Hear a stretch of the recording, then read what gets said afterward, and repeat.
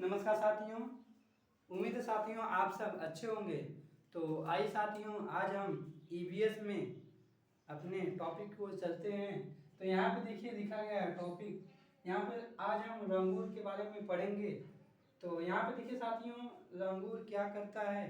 तो यहाँ पे क्या लिखा गया है, फर्स्ट पॉइंट में लिखा गया है, जंगल में ऊंचे पेड़ पर बैठा लंगूर अपने आसपास आती मुसीबत को देखकर एक खास आवाज निकालता है। यानी जंगल में ऊंचे पेड़ पर बैठा लंगूर क्या करता है, उसके आसपास आने वाली एक मुसीबत जो होती है उसमें से एक खास अपनी आवाज निकालता है।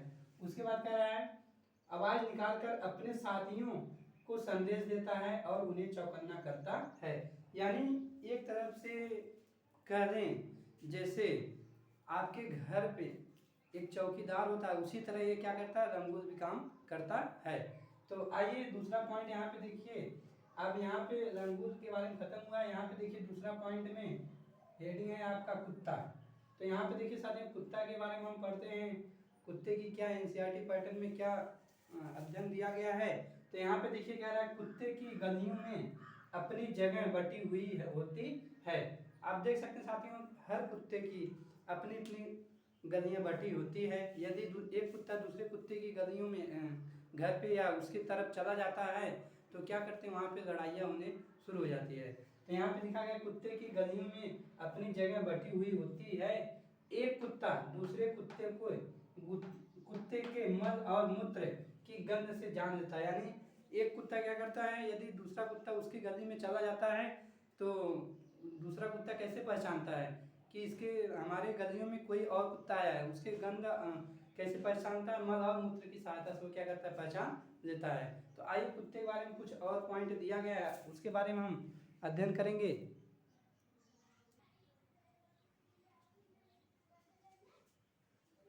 तो आइए साथी, यहाँ पे देखिए कुछ पॉइंट और लिखा गया है। क्या लिखा गया है आपको हम दिखाते हैं। तो कह रहा है कि कुत्ते के बारे में एक पॉइंट और है यहाँ पे, कि उसके इलाके में बाहर का कुत्ता आया था। यानी किसके माध्यम से वह जान जाते कि हमारे इलाके में कोई बाहर का कुत्ता आया था, मल और मूत्र के माध्यम से वो पहचान जाते हैं। तो इसके बाद देखिए साथियों, यहाँ पे चूहा, इसको इम्पोर्टेंट डालिएगा क्योंकि साथियों यहाँ से क्वेश्चन पूछता है, आपसे क्वेश्चन पूछेगा, कौन से ऐसे जंतु हैं जिनके दांत हमेशा बढ़ते रहते हैं। तो आपको क्या जवाब देना पड़ेगा, पहला आपका तो चूहा, चूहा का दांत हमेशा बढ़ता रहता है जिंदगी भर। वो क्या होते हैं, उनके दांत क्या होते हैं, बढ़ते रहते हैं। आगे के जो दांत होते हैं उनके क्या होते हैं, हमेशा बढ़ते रहते हैं। चूहा हो गया, और दूसरा जंतु आपका खरगोश हो गया, तीसरा आपका क्या हो गया, गिलहरी हो गई। ये जो तीन प्राणी हैं इनके दांत हमेशा बढ़ते रहते हैं। ये हमेशा आप देखिएगा, ये हमेशा जंतु क्या करते हैं, कुछ न कुछ उतरते रहते हैं। तो आइए यहाँ पे चूहा के बारे में हम अध्ययन करते हैं।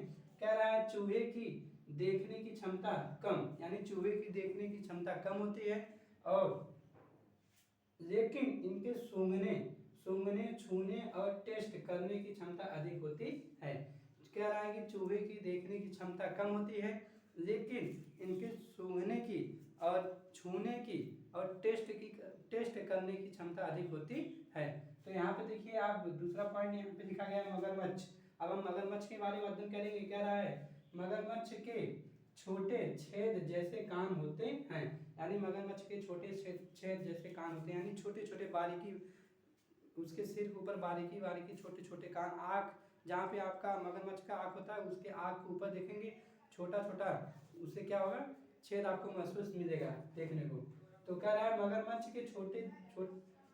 के छोटे छेद जैसे कान होते हैं, लेकिन आसानी से दिखाई नहीं देते। लेकिन क्या होते हैं, वे आसानी से दिखाई नहीं देते। आइए साथियों आगे हम बढ़ते हैं।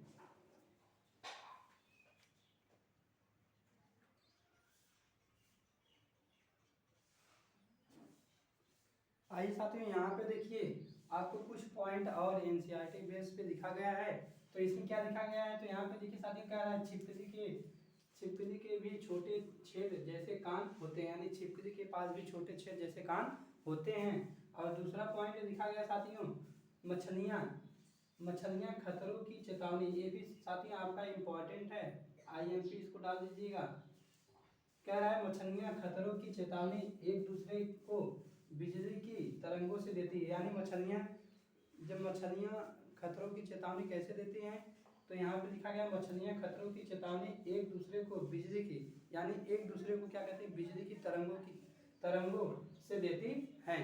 यानी दूसरा पॉइंट हो गया। यहाँ पे देखिए, अब साथियों में आपको बताया था, ये भी आपका इम्पॉर्टेंट है, गिलहरी के बारे में आपका हो गया। यहाँ पे देखिए गिलहरी के बारे में लिखा गया, इसके पहले मैं गिलहरी के बारे में चर्चा कर चुका हूँ।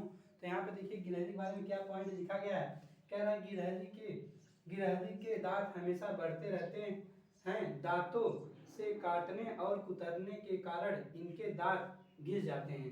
यानी गिलहरी के दांत हमेशा बढ़ते रहते हैं और इनके दांतों से काटने और कुतरने के कारण इनके दांत क्या होते हैं, घिसते रहते हैं। यदि गिलहरी और चूहा और खरगोश यदि कुछ न कुतरें तो उनके आगे का दांत क्या होगा, बढ़ जाएगा और उनका जबड़ा फट जाएगा। यानी इनको हमेशा कुतरना पड़ता है। आप देखिए चूहा भी कुतरता रहता है, गिलहरी भी कुतरती रहती है और उसके साथ साथ खरगोश भी क्या करता है, कुतरता रहता है। तो आइए यहाँ पे देखिए कुछ और पॉइंट बिजली के बारे में हम अध्ययन करेंगे।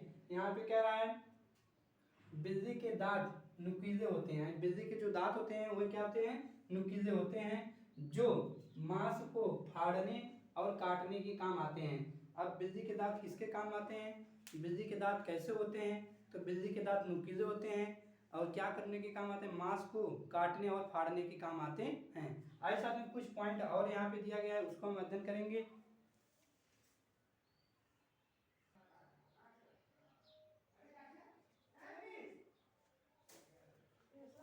तो आइए साथियों यहाँ पे देखिए, अब हम गाय के बारे में अध्ययन करेंगे।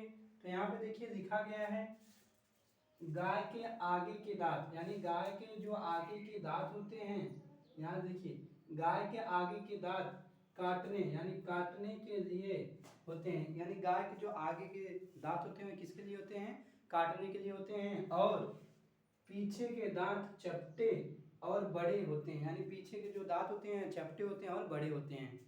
तो उनका क्या काम होता है, जो घास चबाने के लिए होते हैं। यानी जो घास क्या होते हैं, घास अपना भोजन क्या करते हैं, चबाते हैं। पीछे के जो दांत होते हैं चपटे होते हैं और बड़े होते हैं। क्या होते हैं, चपटे होते हैं, बड़े होते हैं, जो क्या करते हैं, घास को चबाते हैं, यानी भोजन को अपना चबा चबा कर खाते हैं। तो आइए साथ यहाँ पे देखिए बहुत इम्पॉर्टेंट पॉइंट है। यहाँ पे कह रहा है वाल्दी जनजाति वल्दी कला के लिए फेमस है। वाल्दी जनजाति वल्दी कला के लिए फेमस है। ये एक जनजाति है, वहाँ के लोग क्या करते हैं, एक वाल्दी जनजाति है और वल्दी कला के लिए भी फेमस है। जो गाय के गोबर और मिट्टी से बनाई जाती है, जो गाय के गोबर और मिट्टी से बनाई जाती है। और कहाँ के लोग यह मनाते हैं, तो यह महाराष्ट्र है। यहाँ पे देखिए लिखा गया महाराष्ट्र को वाल्दी जनजाति है, वाल्दी कला के लिए फेमस है और महाराष्ट्र के लोग क्या करते हैं, इसे मनाते हैं। तो उम्मीद है साथियों आपको यहाँ तक समझ में आया होगा।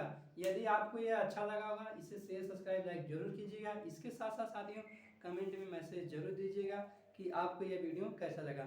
So thanks.